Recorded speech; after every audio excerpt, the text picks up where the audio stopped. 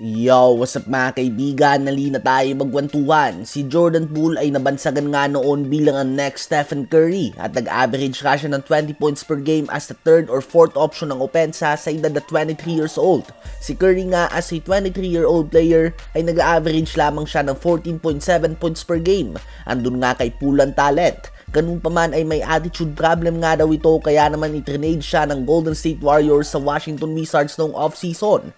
Sa team na ito ay nabigyan siya ng pagkakataon na mamuno at manguna. Kasama si Kuzma ay may dala silang championship experience.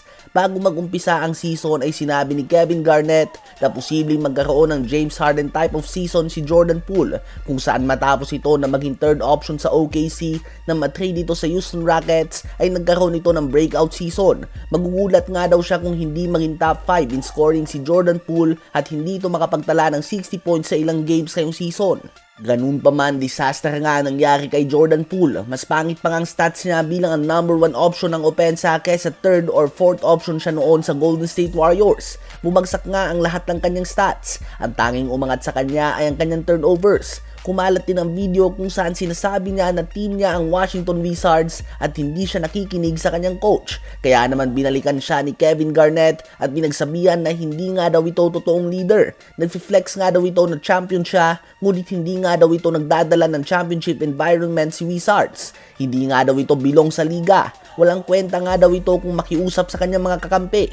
Ang Wizards ngayon ay hawak na ang worst record sa buong NBA na 2 wins and 14 losses. Ano ba masasabi nyo sa biglaang pagkambyo ng mga saloobin ni Kevin Garnett kay Jordan Poole? Ngayon ay tumungo naman tayo sa Orlando Magic. Isa sa mga surprising teams ngayong season ay ang Orlando Magic mga kaibigan. Sila ay may record na 11 wins and 5 losses bago magumpisa ang game nila kontra sa Charlotte Hornets. Yan nga ang second best record sa buong Eastern Conference. Just 1 game behind sa Boston Celtics na tinalo din nila.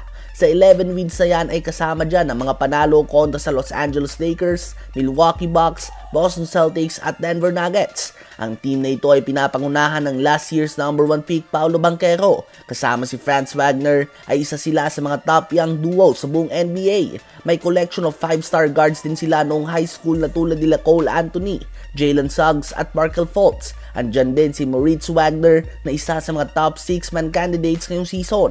At injured pa nga si Wendell Carter Jr. na malaking tulong din para sa team na ito. At andyan din si Joe Ingles bilang ang veteran na gumagabay sa kanila. Madaming nagsasabi na pang regular season lamang ang team na ito.